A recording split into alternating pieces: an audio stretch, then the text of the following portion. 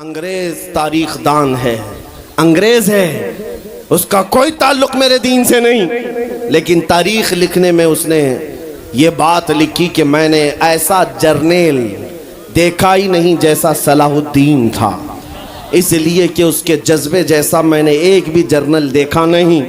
एक बार का वाकया लिखा है कि 12,000 की फौज थी सलाहुद्दीन के साथ, 12,000 की फौज थी सलाहुद्दीन अय्यूबी के साथ। और जिस वक्त वो मैदान में उतरा, मुकाबिल में सलीबियों की तादाद 4 लाख की थी, 4 लाख की थी। 4 लाख की तादाद देखकर ना वो घबराया ना भागा, पलटकर अपनी फौज से पूछा क्या मशवरा है तुम्हारा, मुकाबिल में उतरे या नहीं उतरे। सलाहुद्दीन के लश्करी और उसके नौजवान सिपाही आम लोग नहीं थे, जज्बा जवान था। अर्ज किया है सलाहुद्दीन हमारे सिपह सालार, रसूलुल्लाह के सहाबा तादाद देखकर उतरते थे तो हम भी तादाद देख के उतरेंगे। अगर नबी के सहाबा तादाद नहीं देखते थे तो हम भी इस तादाद का कोई परवाह नहीं करेंगे। सलाहुद्दीन उनकी बातों को लेकर उतर तो पड़ा। तारीख लिखने वाला अंग्रेज आदमी है, कहता है मुकाबला कर लेना और बात होती है, लेकिन 4 लाख को तितर बितर करके रख देना तारीख की अलग बात होती है।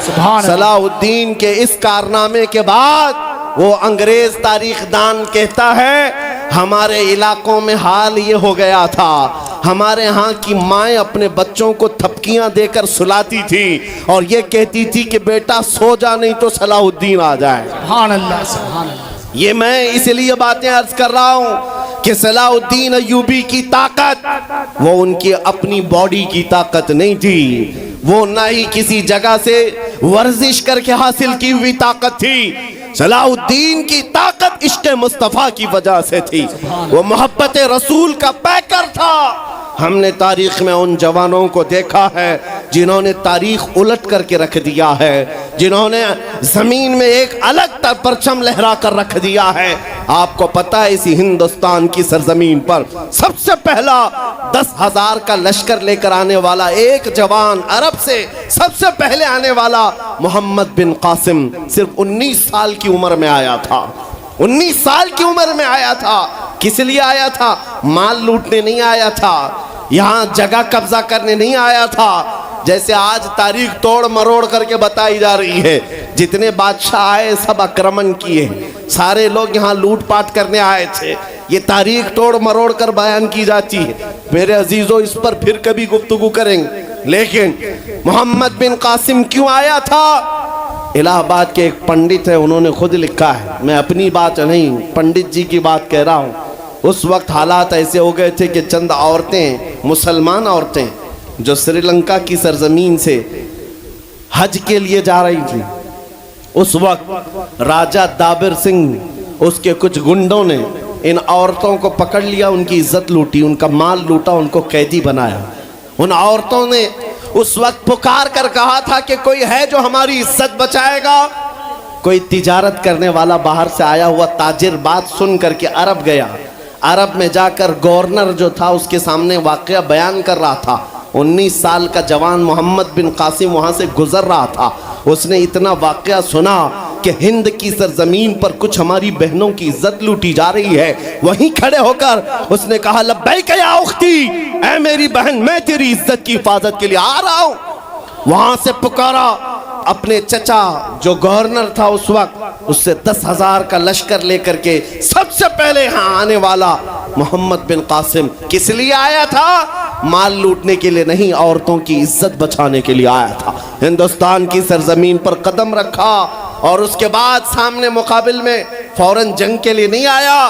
कहा कि जिन औरतों को कैदी बनाया वो छोड़ दो, जो हज के लिए जा रही थी उन्हें आजाद कर दो, और दूसरी बात जिन्होंने गुंडागर्दी की है उन्हें पकड़ो और जेल में डालो। राजा को घमंड था, उसने इनकार किया तो मोहम्मद बिन कासिम ने कहा चलो आओ मोहम्मद अरबी के शेरों से मुकाबला हो जाए। 3 दिन का मुकाबला हुआ था, न राजा बचा न बाजा बचा, सारे हजारे इधर से उधर हो गए और मोहम्मद बिन कासिम का परचम लहराया मेरे अजीजों, औरतों की इज्जत का मुहाफिज 19 साल का जवान था, जिसने आते ही औरतों की इज्जत भी बचाई और मेरे दीन का परचम भी लहराया। मैं आज पूछता हूं, हमारी उम्रें कितनी हो गई? कई जवान 25 साल 30 साल क्रॉस कर चुके। आज बहुत सारी औरतों की इज्जतें जब लूटी जाती हैं, तुम तो मोबाइल में देख देख करके शेयर कर देते हो, वीडियो इधर से उधर फैला देते हो और उसके बाद समझते हो हम बहुत बड़ा काम कर रहे हैं। हर कोई यही कहता है सबको शेयर करो, सबको शेयर करो। काय के लिए शेयर करो? मेरे अजीजों, ये कौन सी जंग लड़ रहे हो? व्हाट्सएप मोबाइल की जंग लड़ रहे हो? तुम्हारे अंदर अगर गैरत बाकी है तो मेरे अजीजों, किसी की इज्जत लुटते हुए देखकर तुम तमाशा नहीं कर सकते। ईमान बेदार करो, ईमान बेदार करो। ये आज हालात क्यों आए? इमाम गजाली की एक बात मैं सुनाता हूँ। बहुत सालों पहले उस इमाम ने कहा था, 1000 साल पहले तकरीबन, उस इमाम ने कहा था, जब इस उम्मत के सामने उनके रसूल की तौहीन हो रही हो और उम्मत खामोश बैठी रहे तो चंद दिन इंतजार करें, इनकी माँ और बहनों को बाजार में लाकर नीलाम किया जाएगा, इनकी माँ और बहनों की इज्जत लूटी जाएगी और ये कुछ ना कर सकेंगे, इनके बच्चों को मारा जाएगा और ये कुछ ना कर सकेंगे। मैं आज महसूस कर रहा हूँ हुजूर की गुस्ताखी पर और तौहीन पर खामोश रहने का नतीजा ये है कि अब हमारे घर भी सलामत नहीं रहेंगे। लोग आज चीख रहे हैं, मस्जिदें वीरान हो गई, मस्जिदें टूट रही हैं, खानकाहें टूट रही हैं, न जाने कितने मज़ारात बिल्डोजर से ख़त्म किए जा रहे हैं। ये तमाम बातें अपनी जगह पर। मैं आपसे पूछता हूँ, जाने ईमान, रसूलुल्लाह तरह चल तो नहीं सका, लेकिन खुद कैसे चलता था ये भी भूल गया, और मैं उसको थोड़ा बदल करके अपनी कौम के लिए कहता हूँ, शेर चला कुत्ते की चाल और अपनी चाल भूल गया। अल्लाह ने तुम्हें मोहम्मद अरबी का शेर बनाकर पैदा किया। हकीकी बात है ये मेरे अजीजों, हकीकी बात है। एक जिनके यहाँ कीड़े बहुत ज़्यादा होते हैं, वो मेरे साथ छेड़खानी कर रहे थे। 2 दिन कबल की बात है, मैंने किसी जगह तकरीर किया तो मुझे छेड़खानी कर रहे थे। हमारे दीन से कोई ताल्लुक़ नहीं। मैंने किसी छोटे दज्जाल के बारे में कहा तो उन्हें बड़ी लग गई थी। आज की तकरीर फिर वो सुन रहा होगा, साहब मैं कहता हूँ, मुझे उन्होंने मैसेज में कहा है, गोश्त खोर मौलाना, गोश्त खोर मौलाना, गोश्त खाते हैं और स्टेजों पर चिल्लाते हैं। मैंने जवाब में कहा, अल्लाह का बड़ा शुक्र है गोबर खोर तो नहीं है, अल्लाह का बड़ा शुक्र है हम गोबर को कोहे नूर कहने वाले तो नहीं हैं। अल्लाह ने दूध पीने वाली कौम में पैदा किया है, पेशाब पीने वाली में नहीं। नारे तकबीर, नारे रिसालत, नारे हैदरी। मेरे अजीजों, ये कोई बात लतीफे की नहीं है और ना ही छेड़खानी की बात है। मैं उनसे कहता हूँ, हमें छेड़ो मत, हम अपने नबी की बात करते हैं, हम अपने नबी की बात करते हैं, और जहाँ फिर तुम छेड़ोगे तो फिर हम अपने तौर पर जवाब भी देते रहेंगे इंशाअल्लाह। इसलिए कि अपनी अपनी किस्मत की बात है। मुझे गोश्त खोर मौलाना कह रहे हो और ख़ुद की हालत मालूम नहीं है। अल्लाह करीम का शुक्र है कि हमने दुनिया में देखा है गोश्त खाने वाला भी शेर ही हुआ करता है और गोबर खाने वाला सूअर तो नहीं है। अल्लाह का बड़ा करोड़ा एहसान है। मैं उन बातों में नहीं आ रहा, लेकिन एक बात ज़रूर कहना चाहता हूँ, सुनियो, एक बात कि दुनिया 1000 ताने दे, हमें फ़र्क नहीं पड़ना चाहिए, अपने नबी के अखलाक को खुल कर कहना है। मैं आपसे पूछता हूँ, क्या हमारा ये ईमान है या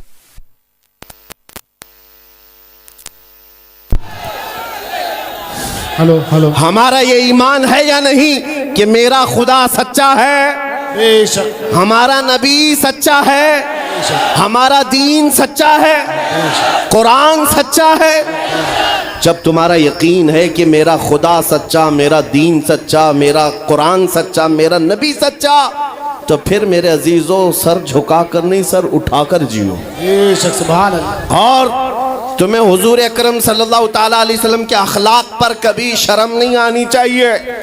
कोई टोपी पर, कोई दाढ़ी पर ताने मारता है तो उसको नजरअंदाज करो, इसलिए कि मरने के बाद इस कीड़े को मुंह नहीं दिखाना है, आमिना के लाल को मुंह दिखाना है। ताना देता है तो देकर मर जाएगा।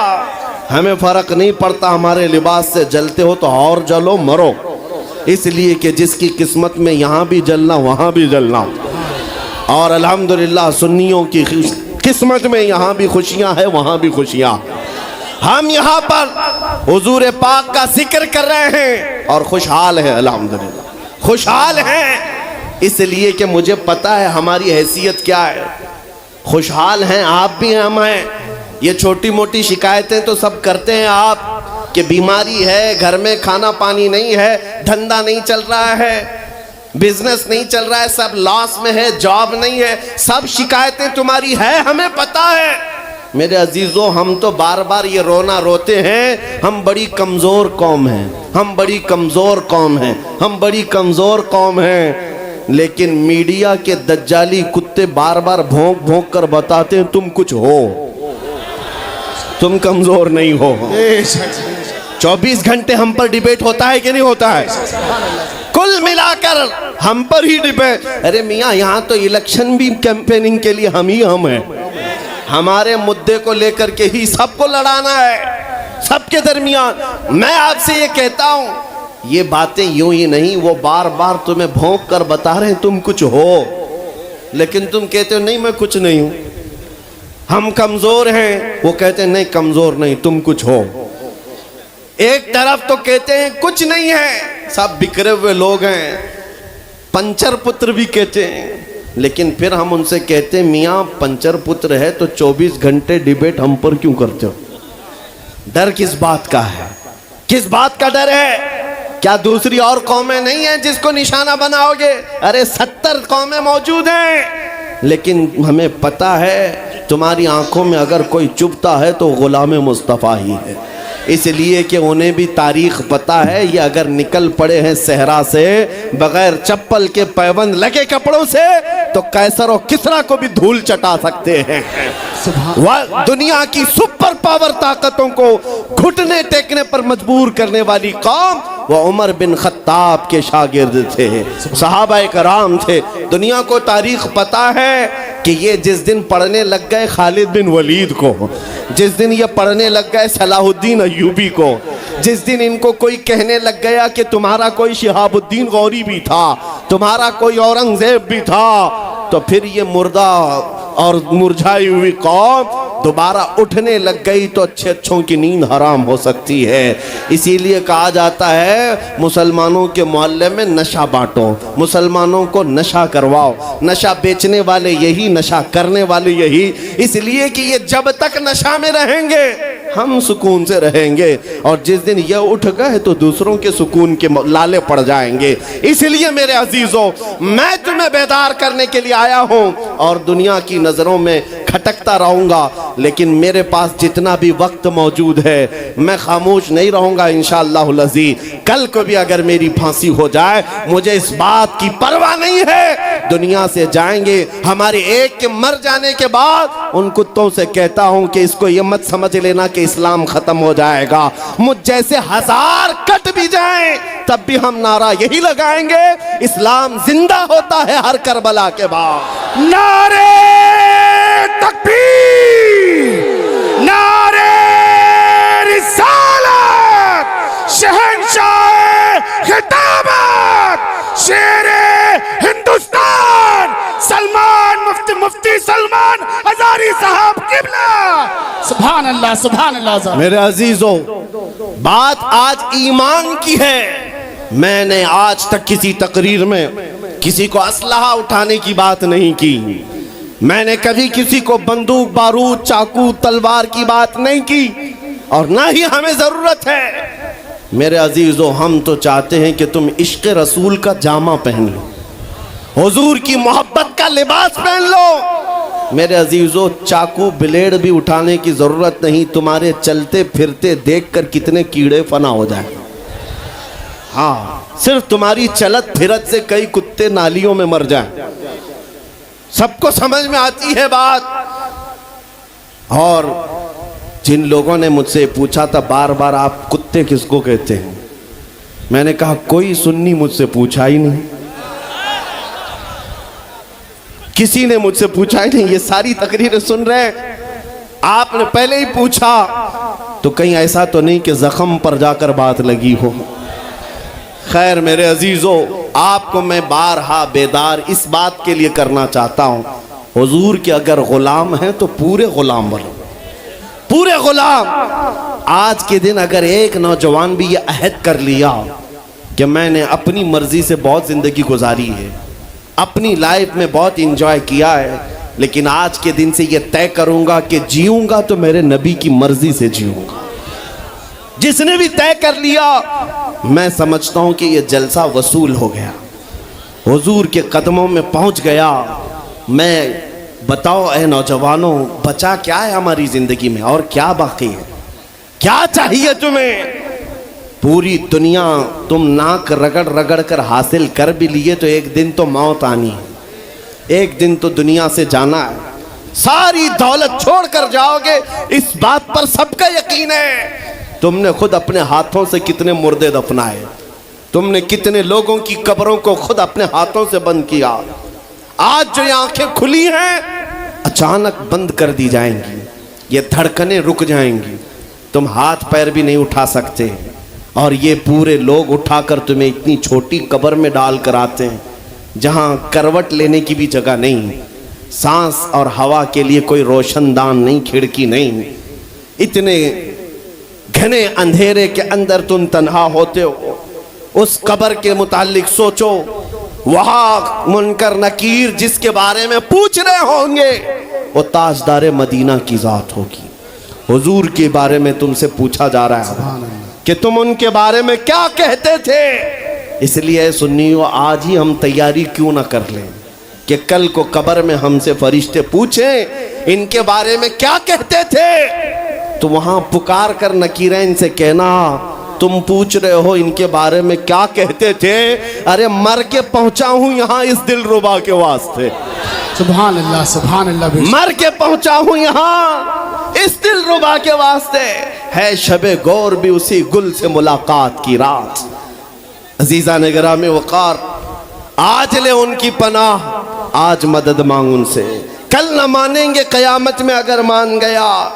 सिर्फ मैं तुम्हारे उन अखलाक की बात कर रहा हूँ, बड़े दर्द दिल से कह रहा हूँ, आ जाओ वापस उस नुक्ते पर जहाँ मेरे नबी ने हमें छोड़ा था, आ जाओ उस रास्ते पर जिस पर चलने वालों पर अल्लाह ने इनाम नाजिल किया है।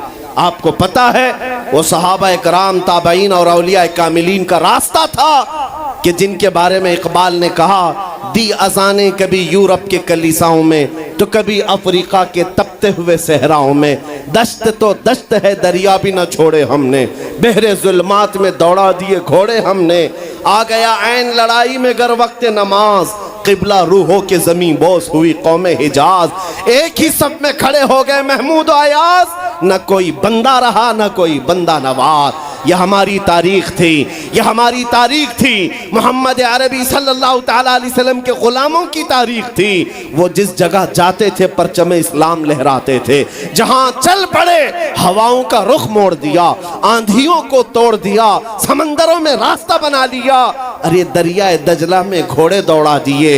ये नबी पाक के गुलाम थे, दुनिया उनसे खौफजदा थी। क्या था उनका नारा? उनका नारा ये था, टल न सकते थे जंग में अगर अड़ जाते थे, पांव शेरों के मैदान से उखड़ जाते थे, अरे हक से सरकश हुआ कोई तो बिगड़ जाते थे, तेग क्या चीज है हम तोप से भी लड़ जाते थे। नारे तकबीर, नारे रिसालत, देखो देखो कौन आया, देखो देखो कौन आया। तवज्जो की बात है, हम उस कौम के वारिसीन में से हैं, दुनिया जिनकी तारीख जानती है। आपको पता है अंग्रेज तारीख दान है, अंग्रेज है, उसका कोई ताल्लुक मेरे दीन से नहीं, लेकिन तारीख लिखने में उसने ये बात लिखी कि मैंने ऐसा जर्नेल देखा ही नहीं जैसा सलाहुद्दीन था। इसलिए कि उसके जज्बे जैसा मैंने एक भी जर्नल देखा नहीं। एक बार का वाकया लिखा है कि 12,000 की फौज थी सलाहुद्दीन के साथ, 12,000 की फौज थी सलाहुद्दीन अय्यूबी के साथ। और जिस वक्त वो मैदान में उतरा, मुकाबिल में सलीबियों की तादाद 4 लाख की थी, 4 लाख की थी। 4 लाख की तादाद देखकर ना वो घबराया ना भागा, पलटकर अपनी फौज से पूछा, क्या मशवरा है तुम्हारा, मुकाबिल में उतरे या नहीं उतरे? सलाहुद्दीन के लश्करी और उसके नौजवान सिपाही आम लोग नहीं थे, जज्बा जवान था। अर्ज किया, है सलाहुद्दीन हमारे सिपह सालार, रसूलुल्लाह के सहाबा तादाद देखकर उतरते थे तो हम भी तादाद देख के उतरेंगे। अगर नबी के सहाबा तादाद नहीं देखते थे तो हम भी इस तादाद का कोई परवाह नहीं करेंगे। सलाहुद्दीन उनकी बातों को लेकर उतर तो पड़ा। तारीख लिखने वाला अंग्रेज आदमी है, कहता है मुकाबला कर लेना और बात होती है, लेकिन 4 लाख को तितर बितर करके रख देना तारीख की अलग बात होती है। सलाहुद्दीन के इस कारनामे के बाद वो अंग्रेज तारीखदान कहता है, हमारे इलाकों में हाल ये हो गया था, हमारे यहाँ की माएँ अपने बच्चों को थपकियां देकर सुलाती थी और ये कहती थी कि बेटा सो जा नहीं तो सलाहुद्दीन आ जाए। सुभान अल्लाह, सुभान अल्लाह। ये मैं इसलिए बातें अर्ज कर रहा हूं कि सलाहुद्दीन अय्यूबी की ताकत वो उनकी अपनी बॉडी की ताकत नहीं थी, वो ना ही किसी जगह से वर्जिश करके हासिल की हुई ताकत थी। सलाहुद्दीन की ताकत इश्क़ मुस्तफ़ा की वजह से थी, वो मोहब्बत रसूल का पैकर था। हमने तारीख में उन जवानों को देखा है जिन्होंने तारीख उलट करके रख दिया है, जिन्होंने जमीन में एक अलग परचम लहरा कर रख दिया है। आपको पता है इसी हिंदुस्तान की सरजमीन पर सबसे पहला 10,000 का लश्कर लेकर आने वाला एक जवान, अरब से सबसे पहले आने वाला मोहम्मद बिन कासिम सिर्फ 19 साल की उम्र में आया था। 19 साल की उम्र में आया था। किस लिए आया था? माल लूटने नहीं आया था, यहाँ जगह कब्जा करने नहीं आया था। जैसे आज तारीख तोड़ मरोड़ करके बताई जा रही है, जितने बादशाह आए सब आक्रमण किए, सारे लोग यहाँ लूटपाट करने आए थे। ये तारीख तोड़ मरोड़ कर बयान की जाती है। मेरे अजीजों, इस पर फिर कभी गुफ्तगू करेंगे। लेकिन मोहम्मद बिन कासिम क्यों आया था? इलाहाबाद के एक पंडित है, उन्होंने खुद लिखा है, मैं अपनी बात नहीं पंडित जी की बात कह रहा हूँ। उस वक्त हालात ऐसे हो गए थे कि चंद औरतें, मुसलमान औरतें जो श्रीलंका की सरजमीन से